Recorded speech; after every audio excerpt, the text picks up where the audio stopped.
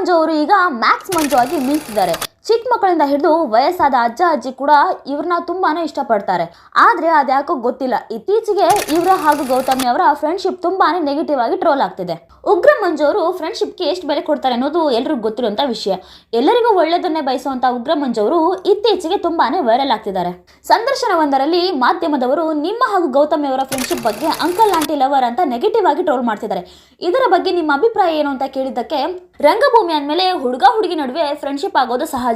ಇಬ್ರು ಹುಡುಗರು ಫ್ರೆಂಡ್ಶಿಪ್ ಮಾಡಿದ್ರೆ ಒಪ್ಕೋತೀರಾ, ಆದ್ರೆ ಅದೇ ಒಂದು ಹುಡುಗ ಹುಡುಗಿ ಫ್ರೆಂಡ್ಶಿಪ್ ಮಾಡಿದ್ರೆ ಯಾಕೆ ಒಪ್ಕೊಳ್ಳಲ್ಲ, ಸಮಾಜ ಯಾಕೆ ಅದನ್ನ ಕೆಟ್ಟದಾಗಿ ನೋಡುತ್ತೆ ಅಂತ ಪ್ರಶ್ನೆ ಮಾಡಿದ್ದಾರೆ. ಗೌತಮಿ ಅವ್ರಿಗೆ ಮದ್ವೆ ಆಗಿದೆ, ಅವ್ರಿಗೂ ಒಂದು ಫ್ಯಾಮಿಲಿ ಇದೆ, ನಮ್ಮ ಮನೇಲೂ ಕೂಡ ಅಕ್ಕ ತಂಗಿರಿದ್ದಾರೆ. ಪ್ಲೀಸ್ ಈ ತರ ಟ್ರೋಲ್ ಮಾಡಬೇಡಿ, ಇದರಿಂದಾಗಿ ಗೌತಮಿ ಅವರ ಫ್ಯಾಮಿಲಿಗೆ ತೊಂದರೆ ಆಗುತ್ತೆ. ಬೇಕಾದ್ರೆ ನನ್ನ ಟ್ರೋಲ್ ಮಾಡ್ಕೊಳ್ಳಿ, ಅದರಿಂದ ನಿಮಗೂ ಕೂಡ ಹಣ ಸಂಪಾದನೆ ಆಗುತ್ತೆ ಅಂತ ಟ್ರೋಲರ್ಸ್ಗೆ ಉತ್ತರ ಕೊಟ್ಟಿದ್ದಾರೆ. ಇನ್ನು ಮಂಜು ಅವರು ಬಿಗ್ ಬಾಸ್ ಮನೆ ಒಳಗಿದ್ದಾಗ ಮದ್ಯಪಾನದ ಬಾಟಲ್ಗಳು ಮಾತಾಡುವಂತ ಕಾಮಿಡಿ ವಿಡಿಯೋ ಹಾಕಿರ್ತಾರೆ.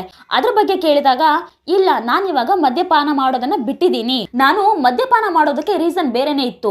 ನನ್ನ ಲೈಫಲ್ಲೂ ಕೂಡ ಒಂದು ಹುಡುಗಿ ಇದ್ಲು, ಲವ್ ಆಗಿತ್ತು, ನಂತರ ಬ್ರೇಕಪ್ ಆಯ್ತು, ಹಾಗೆ ಮನೆಯಲ್ಲಿ ಒಂದಿಷ್ಟು ಪ್ರಾಬ್ಲಮ್ ಇದ್ವು, ಅದರಿಂದಾಗಿ ಮದ್ಯಪಾನ ಮಾಡೋದನ್ನ ಕಲಿತೆ. ಆದ್ರೆ ಇವಾಗ ಮದ್ಯಪಾನ ಮಾಡೋದನ್ನ ಬಿಟ್ಟಿದ್ದೀನಿ, ನೀವು ಕೂಡ ಮದ್ಯಪಾನ ಮಾಡಬೇಡಿ, ಮದ್ಯಪಾನ ಮಾಡೋದ್ರಿಂದ ಆರೋಗ್ಯ ಹಾಳಾಗುತ್ತೆ ಅಂತ ಹೇಳಿದ್ದಾರೆ. ಇನ್ನು ಉಗ್ರ ಮಂಜು ಅವರು ರಂಗಭೂಮಿಗೆ ಬರೋಕ್ಕೂ ಮುಂಚೆ ಅವರಿಗೆ ಸೈನಿಕ ಆಗಬೇಕು ಅನ್ನೋ ಆಸೆ ಇತ್ತಂತೆ. ಆದರೆ ಮನೆಯಲ್ಲಿ ಅವರ ತಂದೆ ತಾಯಿ ಬೇಡ ಅಂತ ಹೇಳಿದ್ರಂತೆ.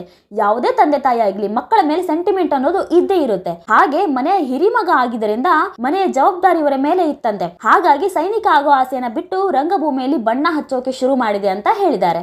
ಉಗ್ರ ಮಂಜು ಅವರು ಸೈನಿಕ ಆಗೋಕೆ ಆಗ್ಲಿಲ್ಲ ಅಂದ್ರೆ ಏನಾಯ್ತು, ಆದ್ರೆ ನಮ್ಮ ದೇಶಕ್ಕಾಗಿ ತಮ್ಮ ಜೀವನನ ಮುಡಿಪಾಗಿಟ್ಟು ಹೋರಾಡ್ತಿರೋಂಥ ಎಷ್ಟೋ ಸೈನಿಕರಿಗೆ ಒಂದು ಸಲ್ಯೂಟ್ ಹೇಳ್ತಾ ನಮ್ಮ ಈ ವಿಡಿಯೋಗೆ ಲೈಕ್ ಹಾಗೂ ಸಬ್ಸ್ಕ್ರೈಬ್ ಮಾಡೋದನ್ನ ಮರಿಬೇಡಿ.